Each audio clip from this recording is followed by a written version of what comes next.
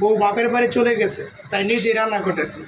চলে গেছে তাতে কী হয়েছে, সেই ফাঁকে গরুর মাংস নিয়ে, খাসির মাংস নিয়ে এসেছি, খাসির মাংস রান্না করবে।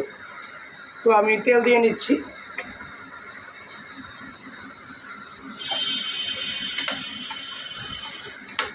তেল দিলাম, তেলটা কিছুক্ষণ গরম হোক। পেঁয়াজ কাটা দিয়ে দিচ্ছি।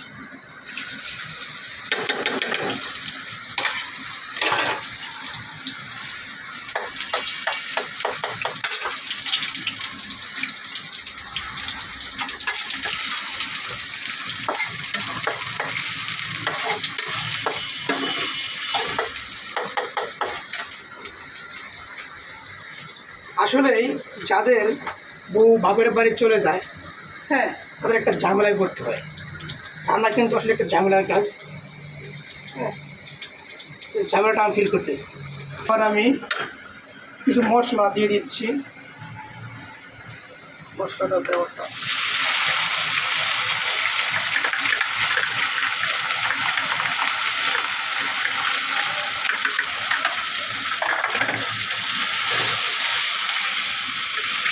মরিচের গুঁড়ো দিচ্ছি,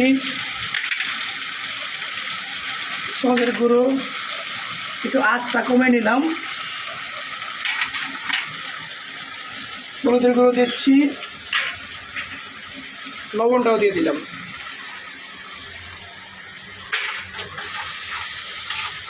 এবার একটু পানি দিয়ে দিচ্ছি।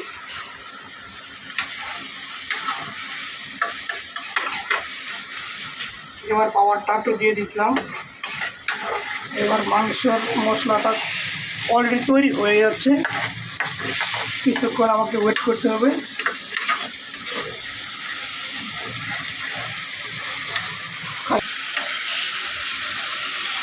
মশলাটা জাস্ট অসাধারণ একটা ফ্লেভার আসতেছে, মানে সেন্ট আসতেছে। খাসিটাও অনেক ভালো মনে হয়। হ্যাঁ, কালারটাও সেই হয়েছে। কিছুক্ষণের মধ্যে আমি খাসির মাংসটা এখানে দিয়ে দেবো।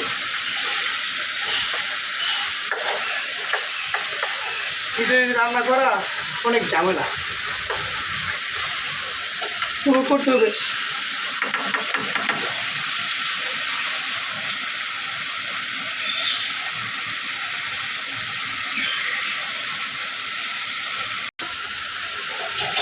এবার খাসির মাংসটা দিয়ে দিচ্ছি।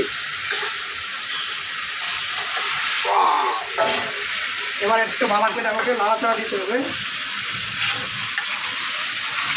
শক্ত করে ধুয়ে নিতে হবে, খয়ের না লড়তে পারে।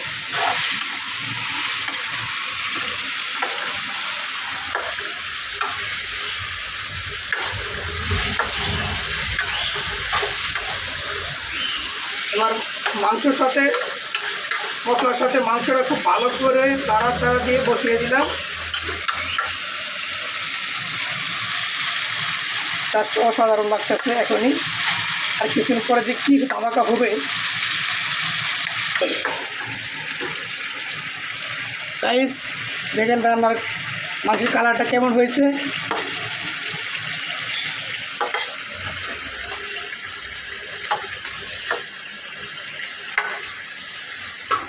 এবার আমি কিছুক্ষণের জন্য এটা ঢেকে রেখে দেবো।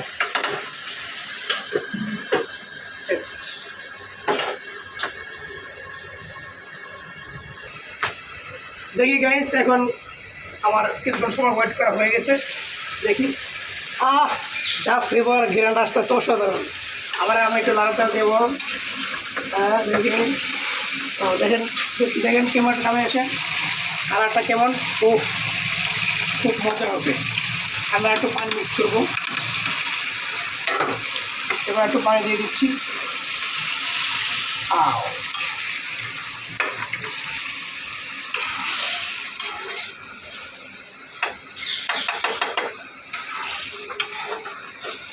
এবার আমি আরো কিছুক্ষণ ওয়েট করবো।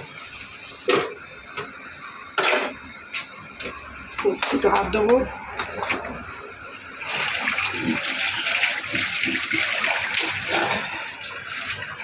তো ঠিক আছে গাইস, আবার দেখা হবে।